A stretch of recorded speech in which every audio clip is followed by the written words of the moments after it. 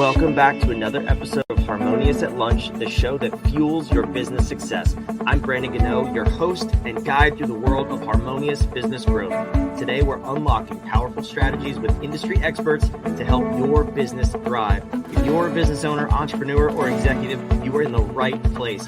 Join me and our incredible guests today on the journey to clarity, growth, and success. It is time to revolutionize your approach to business. Let's dive in with another episode of Harmonious at Lunch. Welcome back into some more bite-sized business advice. In today's episode, personally, one of my favorite topics is kind of outside of business. It's the personal, physical health side of things. If you don't have physical, mental, emotional health, you will not have a business for very long. And we're going to talk about just that from someone who, I promise you, if you're watching this episode, you will be shocked to learn my guest's age today, because I was before we started recording. I'm very excited for this episode. John Brink, welcome to the show, and thank you for being here. Yes, thanks, Brandon. Nice to be on your show. So we're talking about how to live young, right? You can share your age if you want to. I think it's an impressive feat, but tell me, where did this all start for you? This topic of really living healthy and living young. Yeah, so I will be 84 in 3 months from now, and November the 1st, actually. And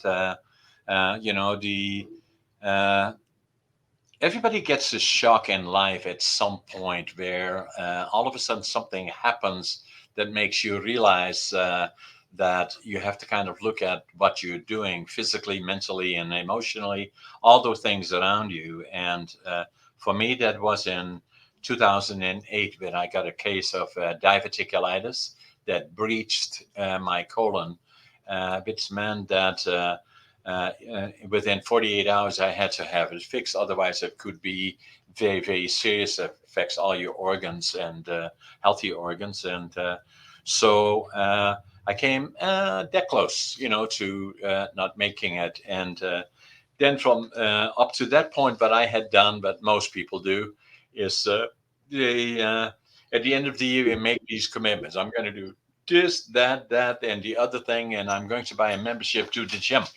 And and then 2 weeks later, you find 100 reasons as why you're too busy to go to the gym.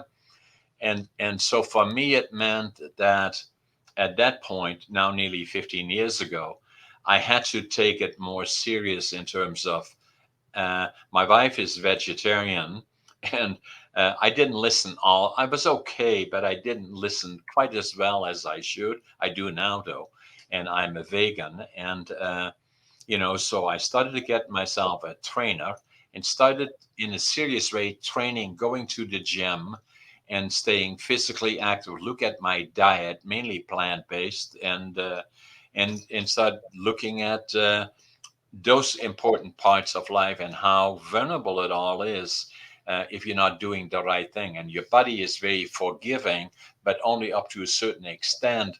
And if you don't work with it, then at some point it's going to throw in the towel and say, hey, this is the way you want to live. That's for you, how you will live. And so after about being in the gym for about 6 years in a serious way, and somebody came up to us, my trainer and myself, and say, have you ever thought about competing? And I said, competing? Me? And he said, yeah. And so I started looking at that. I liked that. And I started working on competing and started competing bodybuilding and physique in Northern British Columbia. Came in second bodybuilding, third in physique. That placed me for the provincials. Came in third physique, second bodybuilding. And that qualified me for the nationals and the Arnolds. And well into my late 70s already then. And then obviously COVID came, that changed everything in our world all the way around, and including not being able to go to the gym. And now I'm again going to the gym and getting ready for the Arnolds in 2025. And as I already showed you earlier, I just finished writing a book about living young, dying old. And that's a picture of me on the cover there. I'm now the oldest competitive bodybuilder in North America. And I'm going to go to the Arnolds. I tried to get Arnold on my podcast, And I've asked him several times, but he's still not showing up. But I will get him here, and I say to him, "I'll be back." I love it. It's an incredible story, but it's for me, and we talked about this a little bit before we started recording.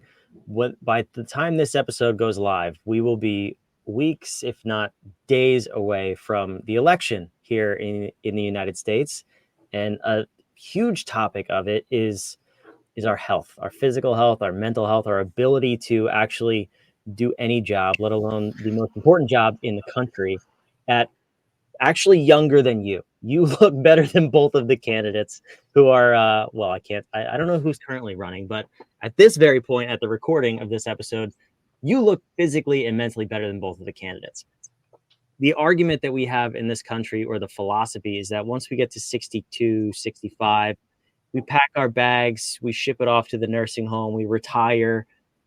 We're talking to a audience of entrepreneurs here. I mean, where do you start from where someone is today listening, no matter their age, if they want to look like you and think like you when they get to your age in their mid 80s and still run a thriving business, where do we have to start to get there?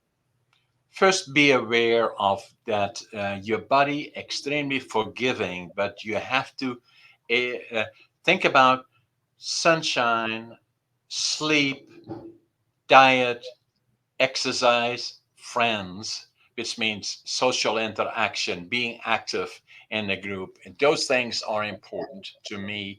And that does not mean that you have to become an Olympian or a bodybuilder, but at least start with exercise. Even if you go walk every day for about 20 minutes, half an hour, and keep doing that. And then gradually you will start feeling better mentally, physically, and then at the same time stay active, socially active, in terms of don't get stuck to the TVs, but do other things, like in my case, very active in podcasting and doing all kinds of other things, public speaking, writing books. All of those things are very, very active. It keeps your mind active, and at the same time, diet to me is important. So I'm mainly plant based. Amazingly, I do all the shopping for my wife and myself. And if I go to a store, I go to the outside of the store where the healthy foods are, not the center lines where uh, uh, the prepared and I don't know what is all in it kind of foods are. So I stay away from that.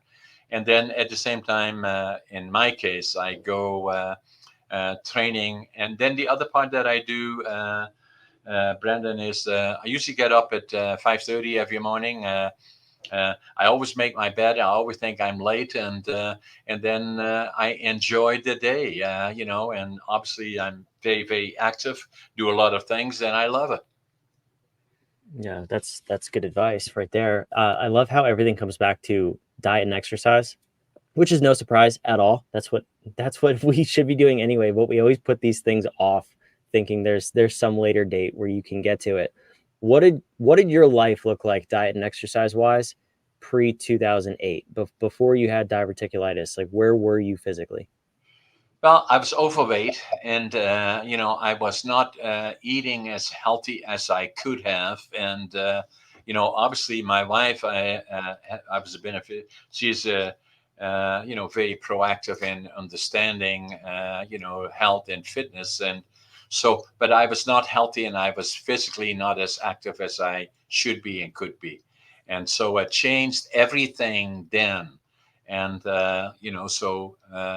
Now today, especially if I listen to television lines, and North America is all in a lot of ways one be very similar than our friends in the U.S. are, and be watching each other uh, primarily from here, the U.S. likely, and hearing the thing about the elections. And there are two candidates running, I believe, in the two different groups, and I'm not really getting involved in politics in the U.S., but I know the one is 79 and the other is 81, and they are saying at least the one is too old and the other one appears not to be. And I'm what are you telling me? 79, 81. To me, they are both fitting in the category. If you, they should not have to be. I say age, and that's the point that I'm making, should be no issue.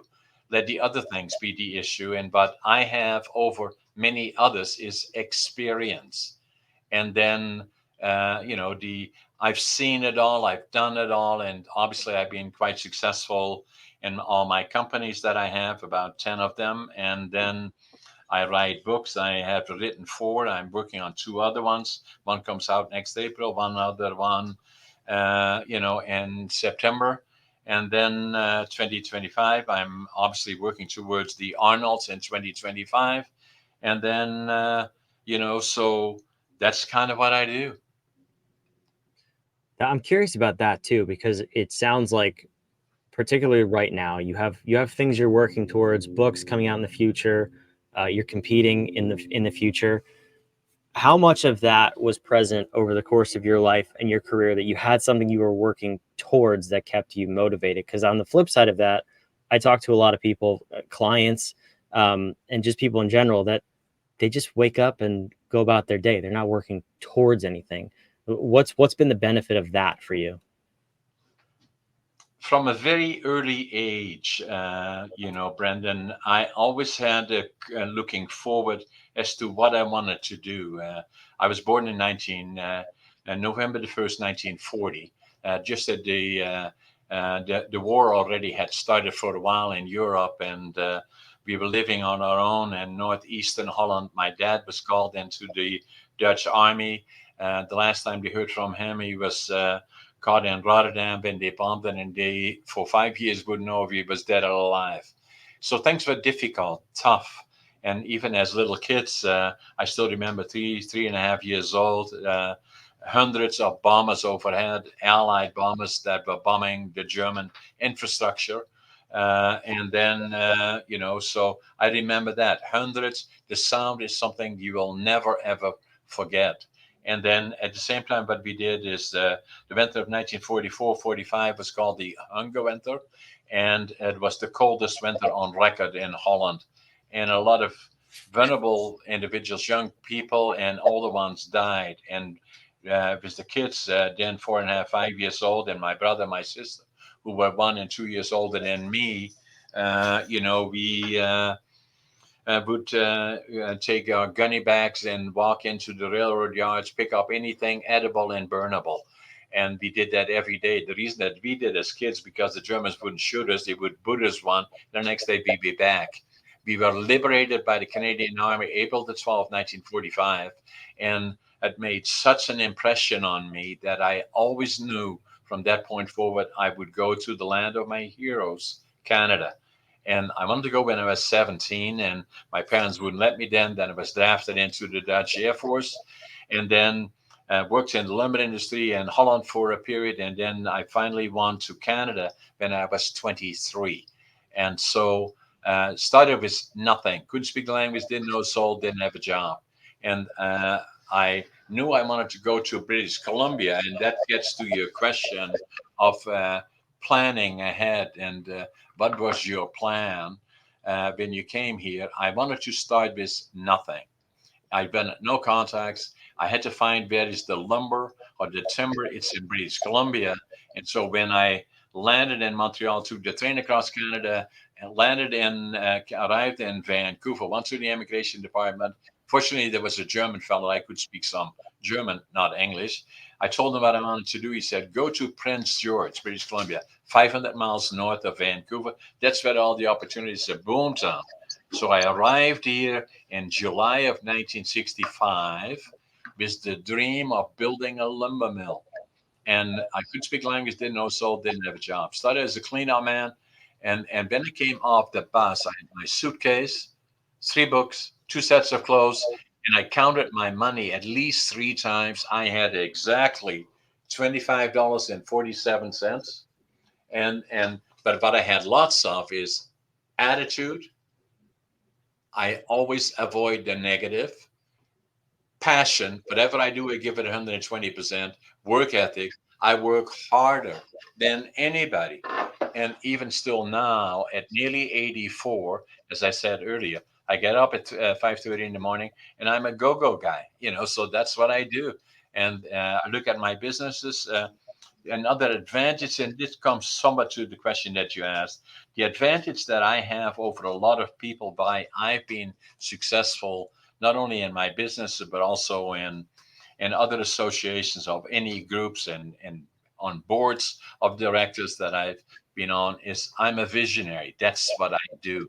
I can look 5, 10, 15, 20 years ahead. That's what I've always done. And that's what makes me valuable to my own business, but also in terms of where do we go? What does it look like? And age and that's why the book Living Young, Dying Old, the reason that I wrote it, because age is just a number.